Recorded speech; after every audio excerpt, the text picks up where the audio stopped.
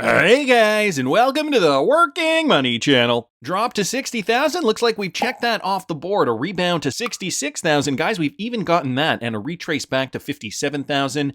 Now the breakout towards $78,000 is next, or at least should be next, according to Ali Charts here on Twitter. He originally posted this on September the 23rd. And so here's his chart, this descending channel for Bitcoin.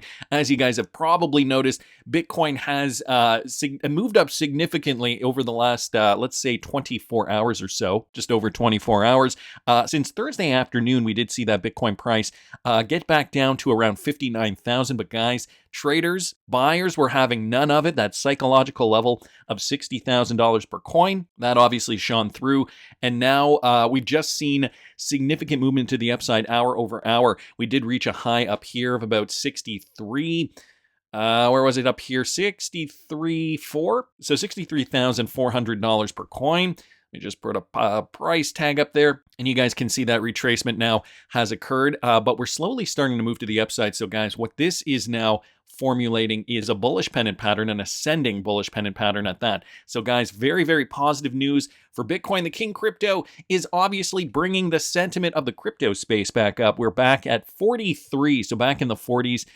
Just late last week, we were in the 30s, the high 30s. And guys, this has given maybe a bit of a confidence boost to crypto traders. Market cap is up to 2.19 trillion. We've got the 24-hour volume right now over the last 24 hours. That is down by 7.57. So it has cooled off a little bit, but Bitcoin dominance at 56.7%. Market is looking green today within the last 24 hours. Mostly coins are up. And even if it's not by a lot, it's a good sign of renewed confidence for altcoins. When we take a look at XRP, even XRP from that same time period here has been slowly moving to the upside, albeit not by as much as Bitcoin. Nevertheless, we have seen a steady increase for XRP, up over 3.25%. So good news there for XRP holders. We still have to wait, though, for big Bitcoin demand to come into the market. And guys, I'm thinking that the FOMO, or at least the beginning of the FOMO period, is going to come very soon. Smoke here posting this: during the bull cycle, the demand for Bitcoin, largely driven by ETFs,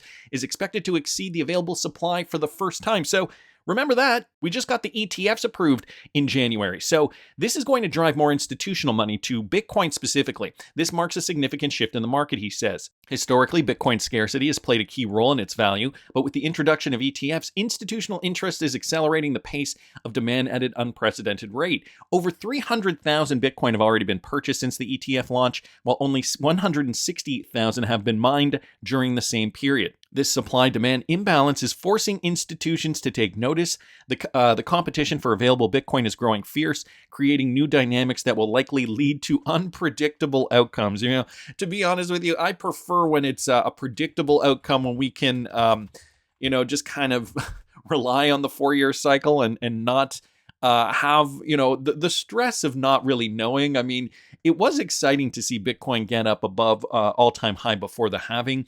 Then the halving occurred, and, after halving periods, as I've said in the past, it generally hasn't taken Bitcoin that long to get up past its all-time high. But alas, here we are, and we're in, how many days are we in now?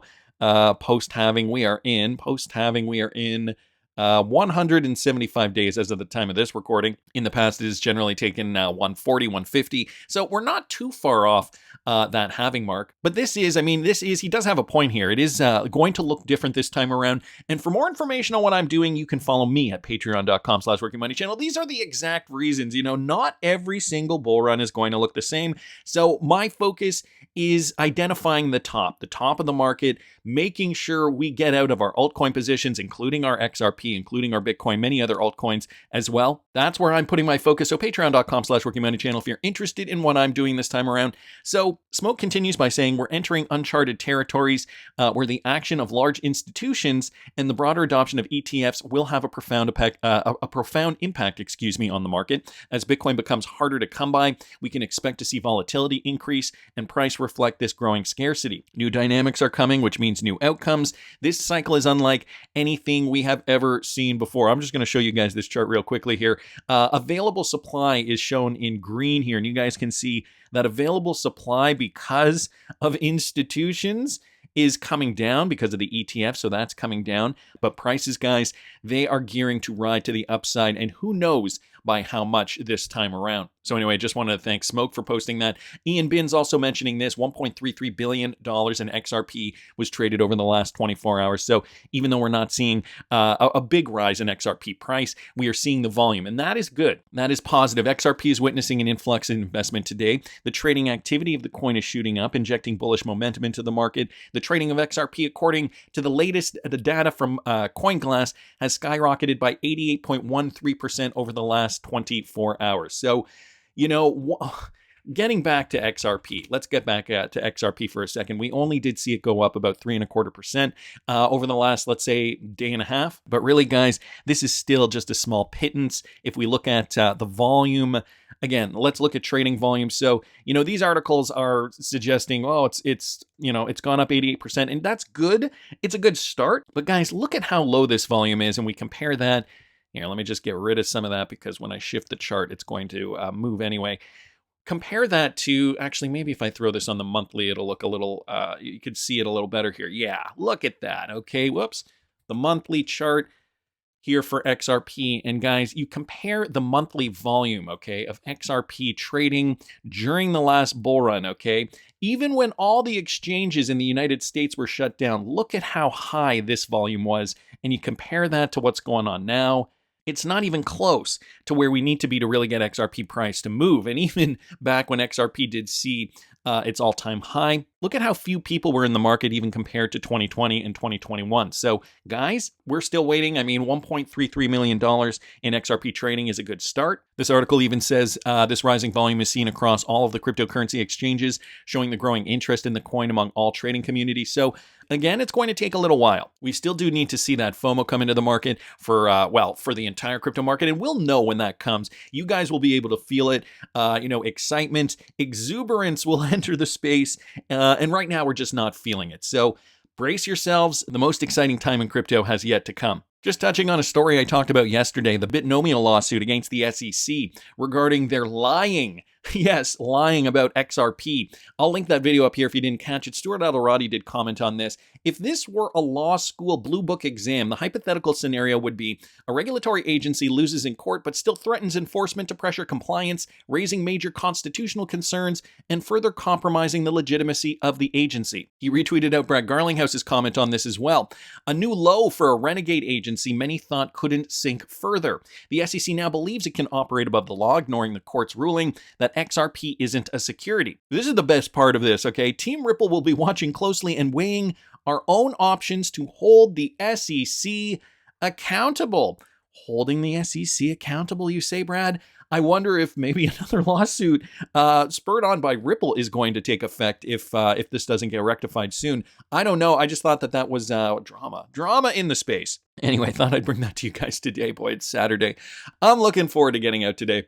Crypto Eddie here posting this. Citi Payments token is live. So for those of you guys who do not know, Citi Bank did just launch a new service here. Citi Token Services marks a new milestone in delivering next generation transaction banking services to institutional clients. So running on the blockchain. Check this out down here. Citi Services for Cash processes multi-million-dollar transactions and provides clients with 24/7, always-on cross-border liquidity and payments between participating Citi branches.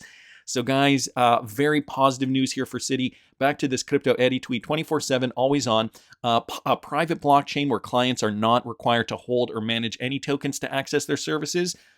Sounds like they're running on DLT. Largest proprietary network with banking licenses in over 90 countries. And so this is exactly where, the technology is going. This is exactly where banks are going to be going in the future. Tokenizing not just cash transactions, but everything of value. If we go down here, here's a quote, or part of a quote at least. This solution has enabled us to initiate and program instant payments and liquidity movement between our Citi accounts, reducing the friction caused by cutoff times, and streamline our transactions by tokenizing cash. With Citi's private blockchain, we can access all the benefits of blockchain without any complexity or additional risk. Our processes, reporting, and operational risk remain identical. So that was a representative there explaining that. Some people saying, this does sound like a walled garden, though. If it's only going to be within the Citi, the Citibank infrastructure. But I think we've moved far enough along now that we understand where this is going to go. Yeah, Citi Bank extends their partnership with Ripple-powered Volente Volpay Technologies. This was back from January of 2021. So yeah, Citi is running on RippleNet, does have ISO 20022 capability. Here's a short video about ISO 20022 if you guys want a bit of maybe a bit of an analogy. I know some of you guys probably think you have a good grasp on what ISO 20022 is, but the way this explains it, I think it can maybe clarify some points, courtesy of MetaMan X here on Twitter. When people communicate, they often get confused and end up misunderstanding each other. Take the word football, for instance. It might mean one thing to an American and something entirely different to a Brit. Well, it's no different in the business world, where the stakes are way higher. Here, a simple misunderstanding can lead to disastrous consequences. So how do you improve communication? Make sense of different meanings, standards, and formats, and get everyone in the financial sector on the same page. Easy. By using ISO 20022, the international standard that's designed to simplify global business communication. You see, ISO 20022 solves communication confusion. How? Well, it offers a global dictionary of common language that everyone can understand, so information can be processed and exchanged worldwide, clearly and consistently, making it easier than ever to communicate financial information between people and systems.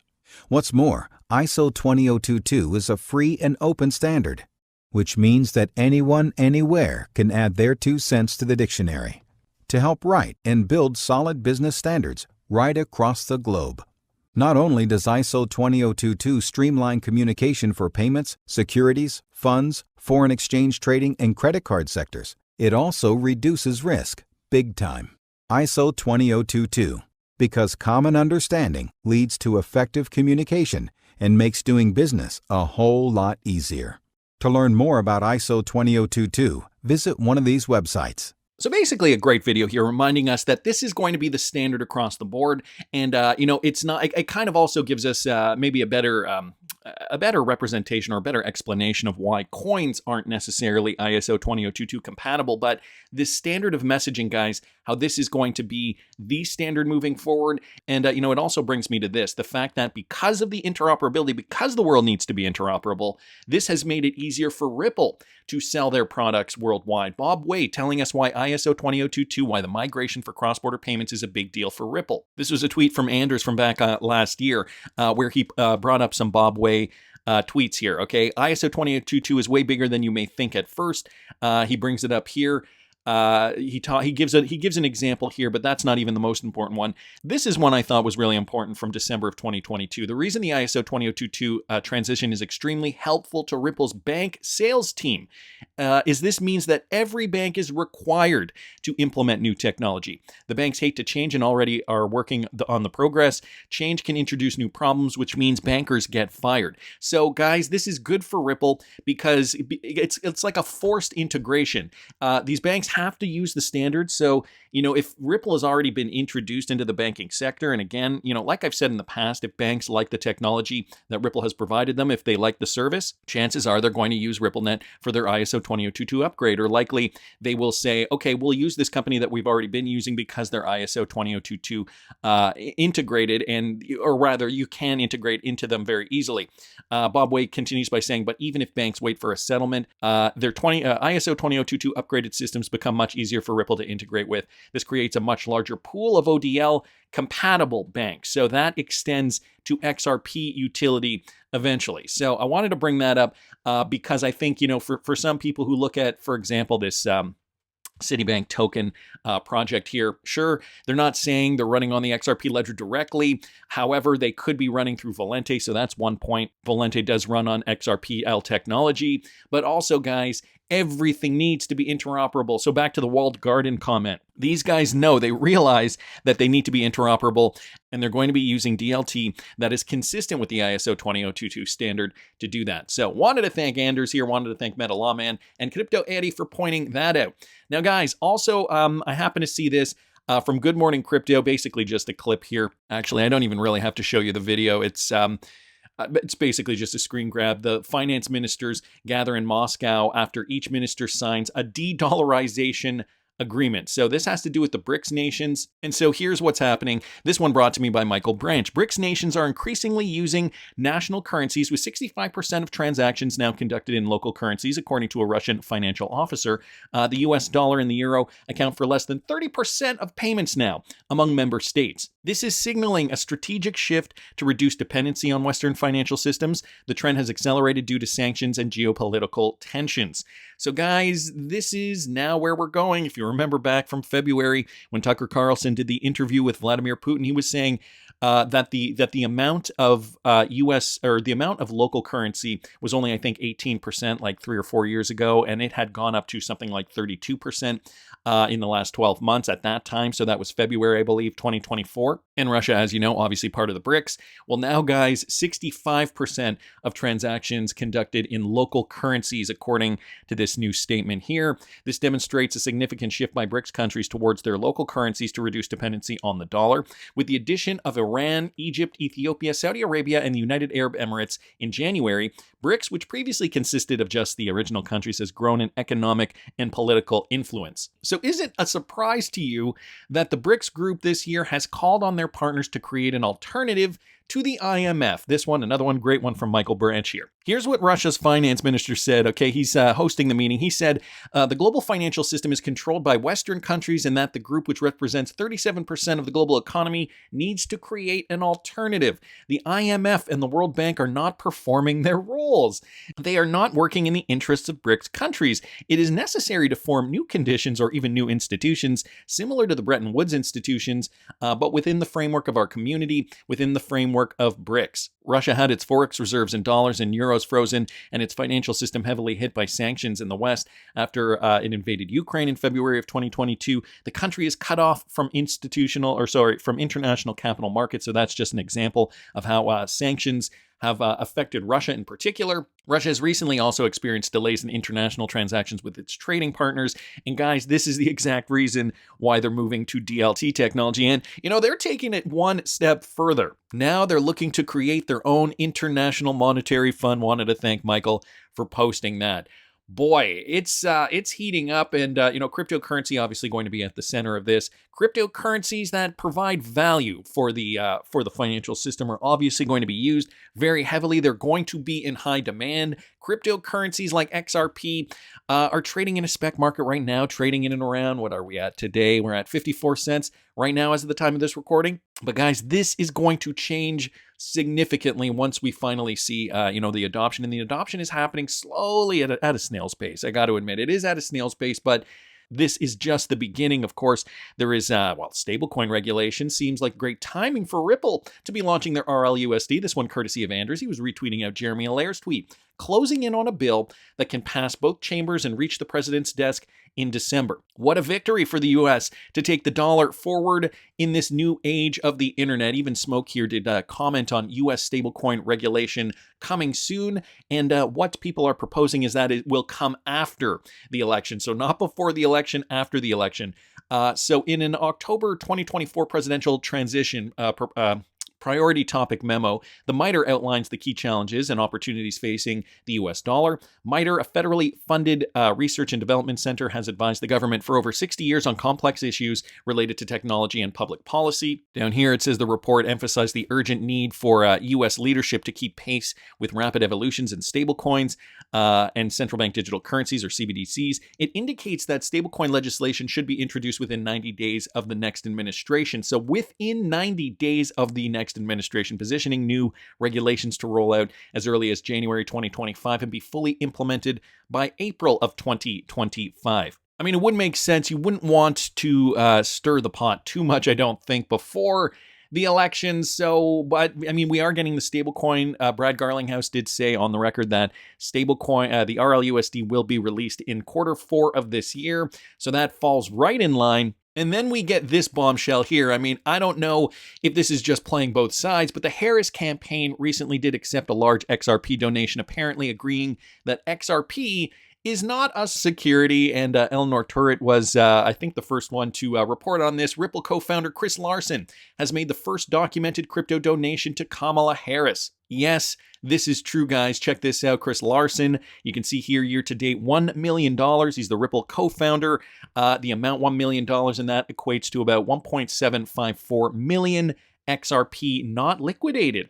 So that means, and somebody else wrote this on Twitter, I'm not taking credit for this at all, Kamala Harris is part of the XRP community, guys. An FEC filing just out this week shows that the Ripple Labs co-founder Chris Larsen donated $1 million in the XRP token to the Future Forward Super PAC. Now, that committee is supporting the VP's run for the White House and began accepting donations in digital tokens back in September. All in, Larsen has given a total of around $1.9 million to support Harris's campaign. Things that make you go, well, not really. I don't think so. I think we kind of knew Chris Larsen was a Democrat. However, this is an interesting perspective on this. Crypto Insight UK did bring this. Ever thought that Chris Larsen's $1 million donation in XRP to Harris is a goated move? Keeping both parties sweet after Stuart Alderati donated to Trump. Also some big time marketing. It is all over the news. So, guys, I don't know what you think of this. If you guys are Trump supporters or if you are Kamala Harris supporters, put it down in the comments. And if you guys have probably been noticing, I've had some help trying to monitor the comments, to moderate them. Hopefully the comments are a little more clean these days than they were in the past. So put it down in the comments. I really do look at the comments, and I want to really hear your opinion on this. Of course, Jim Cramer has his opinion on this too. He says, I don't see how Trump can win these elections. So obviously with that comment, it looks like Trump could be winning the US president elections if we are to refer to the inverse Cramer indicator.